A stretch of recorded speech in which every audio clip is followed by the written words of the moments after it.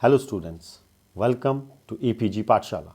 I am Dr. Arun Singh Thakur from University Institute of Hotel and Tourism Management, Punjab University, Chandigarh.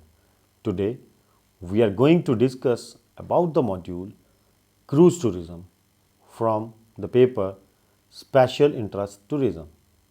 After completing this module, the students you will be able to know about the cruise tourism, the coastline of India, the famous cruises in India that approach. Then let us start with the main content of the module. This module focused upon cruise tourism in global context and India. It will also reveal students about the coastline of the country and its potential to support cruise tourism in the coming years. Cruise tourism is a luxurious form of traveling that involves all-inclusive holiday on a cruise ship of at least 48 hours in which the cruise ship covering several ports or cities. The cruise industry is the most important and thrilling that is linked to the tourism business. North America is the main market for cruise activities across the world. Although this market is the most mature one, which accounts for the majority of the cruise passengers, and these days it is showing signs of all saturation. Still, there is the enormous potential in the cruise market. The European cruise sector ranks number 2 and represents the fastest growing market in the world. The biggest European player is the Great Britain in the cruise business. In India, besides the coastline, the inland water channel, that is the rivers and the rivulets, are huge resource for the growth of the cruise tourism in near future. Now what is cruise tourism called? It is to study or to know about the tour and travel activities at different cruises and ferries across the world for fun, recreation and orientation. Cruise tourism is a luxurious form of traveling that involves an all-inclusive holiday on a cruise ship for at least 48 hours, and it varies as per the itineraries. The constant change in the cruise activity as well as increasing number of the countries that include cruises is leading to enhance cruise tourism activities. Cruise shipping is one of the fastest growing companies of the tourism industry of the countries having coastal and inland water channels and the reservoirs worldwide. It is emerging as a new product in the recent times. India has a vast and a beautiful coastline, virgin forest and undisturbed idyllic islands.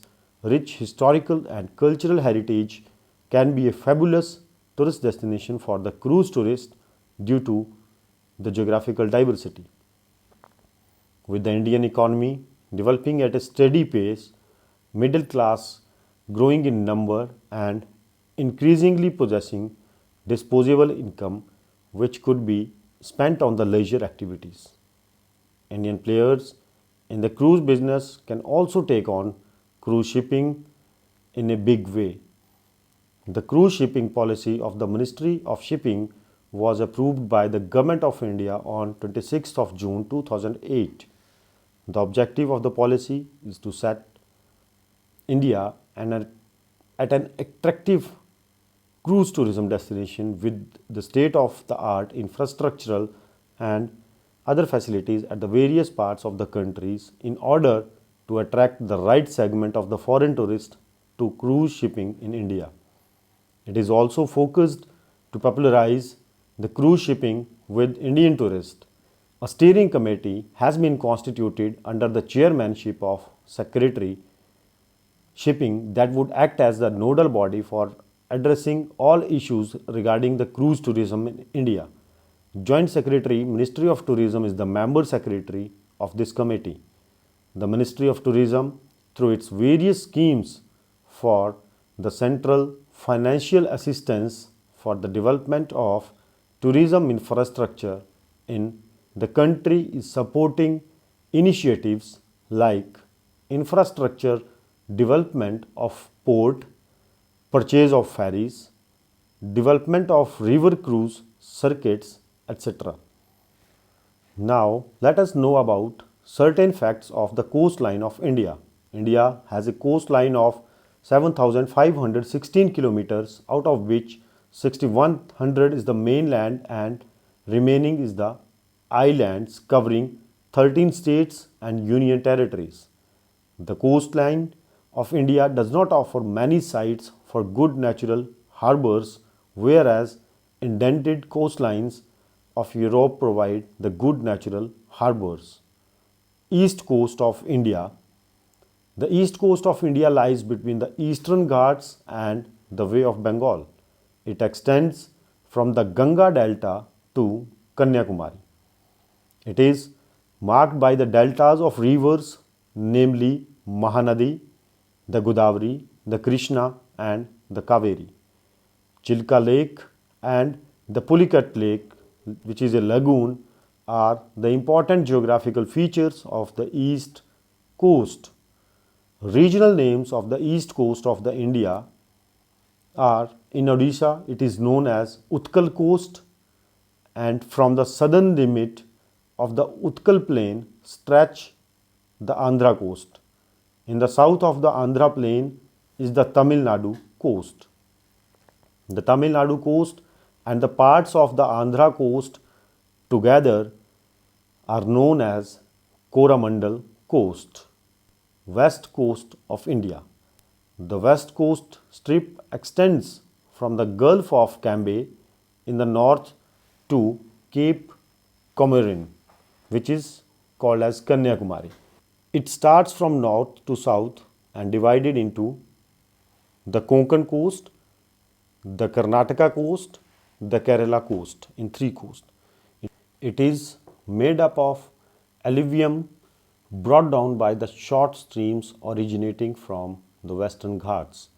It is dotted with a large number of coves, creeks, a narrow sheltered waterway such as an inlet in a shoreline or a channel in a marsh, and a few estuaries, which are the marine landforms. The estuaries of the Narmada and the Tapti are the major ones. The Kerala coast, which is also called as a Malabar coast, has some lakes, lagoons and backwaters, the largest being in the Vemnad Lake. Regional names of the west coast of India are the Konkan coast, Maharashtra coast and the Goa coast. Malabar coast, the Kerala and Karnataka coast. The different types of the coastlines, there are mainly two types: coastline of emergence and the coastline of submergence. The coastline of emergence and submergence, the coastline of emergence is formed either due to an uplift of the land or by lowering of the sea level, and the coastline of submergence is an exact opposite case. Then comes the Coromandel coast in Tamil Nadu, is the coastline of emergence. Malabar coast in Kerala coast is the coastline of emergence, whereas the Konkan coast, Maharashtra and Goa is the coastline of submergence. Then western coastal plains of India, the run of Kutch in the north to Kanyakumari in the south. These are narrow plains with an average width of about 65 kilometers. Kutch and Kathiawar region. The Kutch and the Kathiawar, though an extension of the peninsular plateau, because Kathiawar is made up of the Deccan lava and there are territory rocks in the Kutch area. These are still treated as integral part of the western coast plains as they are now leveled down. The Kutch Peninsula was an islands surrounded by the seas and lagoons. These seas and lagoons were later filled by the sediment brought by the Indus River, which used to flow through this area. Lack of the rains in the recent times has turned it into arid and semi-arid landscape. The Gir range is located in the southern part of the Kathiawar peninsula.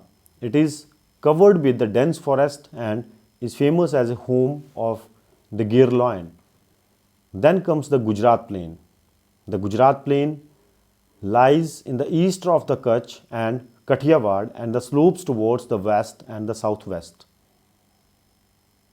Formed by the river Narmada, Tapi, Mahi, and Sabarmati, the plain includes the southern part of the Gujarat and the coastal areas of the Gulf of Khambat. The eastern part of this plain is fertile enough to support agriculture, but the greater part near the coast is covered by wind-blown loess. After that comes the Konkan plain. The Konkan plain south of the Gujarat plain extends from Daman to Goa, 50 to 80 km wide. It has some features of marine erosion including the cliffs, shoals, reefs, islands and in the Arabian Sea. The Thane Creek around Mumbai is an important embayment which provides an excellent natural harbour. The Karnataka coastal plain is the next, which spreads from Goa to Mangalore. It is a narrow plain with an average width of 30 to 50 kilometers, the maximum being 70 kilometers near Mangalore. At some places, the streams originated in the Western Ghats, descend along the steep slopes and make the waterfalls. The marine topography is quite marked on the coast. Then the Kerala plain. The Kerala plain, also known as the Malabar plain, between Mangalore and Kanyakumari. This is much wider the Karnataka plain. It is a low-lying plain. The existence of the lakes, lagoons, backwaters, spits, etc. is significant characteristics of the Kerala coast. The backwaters, locally known as kayals, are the shallow lagoons or inlets of the sea which lie parallel to the coastline. Vembanad Lake, which is about 75 kilometers long and 5 to 10 kilometers wide and gives rise to a 55-kilometer long spit, is largest in the region. Then comes the eastern coastal plains of India, extending from the Subarnekha river along the West Bengal, Odisha border to the Kanyakumari. A major part of the plains is formed as a result of the alluvial fillings of the littoral zone by the rivers Mahanadi, Godavari, Krishna and Kaveri, comprising some of the largest deltas. In contrast to the western coastal plains, these are extensive plains with an average width of 120 kilometers. East coastal plains of the India are known as the northern Sirkars between the Mahanadi and the Krishna rivers and Carnatic between the Krishna and the Kaveri rivers. Then the Utkal plain. The Utkal plain comprises the coastal areas of Orissa. It includes the Mahanadi Delta. The most prominent physiographic feature of this plain is the Chilka Lake. It is the biggest lake in the country and its area varies between 780 square kilometers in winter to 1144 square kilometers in the monsoon months. South of Chilka Lake, low hills dot the plain. Then comes the Andhra Plains, the south of the Utkal plain and extends up to Pulicat Lake. This lake has been barred by a long sand spit known as Sriharikota Island, the ISRO launch facility. The most significant feature of this plain is the delta formation by the rivers Godavari and Krishna. Then comes the Tamil Nadu plain. The Tamil Nadu plain stretches for 675 kilometers from the Pulicat Lake to Kanyakumari along the coast of Tamil Nadu. Its average width is 100 kilometers. Now let us discuss the famous cruises in India with their tour itineraries. There are numerous cruises that offer quality services to the tourist and are supporting cruise tourism activities in different parts of India. A few of them are described with sample tour itineraries as follows. The first is the Sundarban Luxury Cruise. The Sundarban Cruise is a super deluxe air-conditioned cruise having rooms fitted with the state-of-the-art amenities. There are 32 cabins spread over 4 deck cruise. These cabins are segregated as underdeck, main deck, first deck and sun deck. The rooms are well equipped with temple, book, novels, magazines and newspapers, tea and coffee maker and emergency kit. The terrace restaurant is Vivada Cruise MB Paramhamsa vessel has a capacity of 80 people in total at a time. It offers cruises from all over the world and a live kitchen to try out the local cuisines.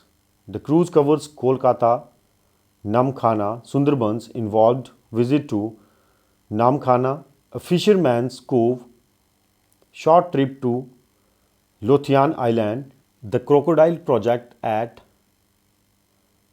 Bhagabatpur, visit some famous island excursion to Bali and Sundarban village and visit to Diamond Harbour port and the industrial town Haldia. The second is the Oberoi MB Varinda cruise. The luxury Oberoi Varinda motor vessel contains of 8 elegantly designed and well-appointed deluxe cabins equipped with modern world-class facilities. These spacious and well-maintained cabins with aesthetic interiors and special timer flooring comprises of the king-size beds, television, electronic safety deposit, DVD players, cushy furnitures and more. The huge picture windows offer an amazing view of the backwaters. Every cabin has an attached bathroom with a flush toiletries. The cruise covers the sunset while cruising on the Vembanad Lake, exploring the beauty of the Vembanad LP canal route. Rides abroad, Ketuvalam, traditional houseboat of Kerala, visit to traditional Kerala family house called Naluketu and the sightseeing including Chambakakulum, including St. Mary's Church and Shri Bhagwathe Kashetaram Temple, etc. The another one is the river Ganges Heritage Cruise. The cruiser vessel MB Paramhamsa River Ganges Heritage Cruise is a 4-decked vessel. It has 32 spacious rooms, out of which 20 air-conditioned luxury passenger rooms with attached bathroom of 135 square feet, 12 luxury family rooms and 1 queen suite. The terrace restaurant cum bar at the MB Paramhamsa cruise vessel has a capacity to accommodate 80 people in total at one time. The cruise covers destinations that is Kolkata, Kalna, Fulia, Mayapur, Matiari, Murshidabad. It explores the top British charms and other attractions in and around Kolkata, offer prayer in Terracotta Temple in Kalna, shop for the best tent saris in Fulia, Shantipur, visit birthplace of Chaitanya Mahaprabhu and headquarters of the ISKCON in Mayapur, meet local Kansari artisans of Matiari and full day sightseeing in Murshidabad. Then comes the MV Mahabahu cruise. The MV Mahabahu cruise has 23 aesthetically designed rooms classified as 12 superior, 9 superior cabins, 2 superior suites. Each room of the cruise has a balcony attached to it. Superior cabins, the deck one, it is spread over 150 square feet and 12 superior cabins include the cabin and the bathroom. The superior cabins, deck 2, it is spread over 206 square feet and 9 superior cabins include the balcony and the bathrooms. Then comes the suites, it is spread over 283 square feet and 2 suites includes the cabin, bathroom and the balcony. The cruise covers Kolkata, Guwahati through flight, Kaziranga, Tezpur, Silghat, Kaziranga, Bishwanath, Majuli, Nimati, Sibsagar, Nimati and Jorhat. It includes the visit to the Kamakhya Devi temple, presentation on the wildlife Kaziranga, show on the tribes of the northeast, then visit to the nearby tea estate, wildlife safari at Kohora Gate via jeep safari and visit Satara monasteries at Majuli Island. Then other one is the MV Kavarati cruise.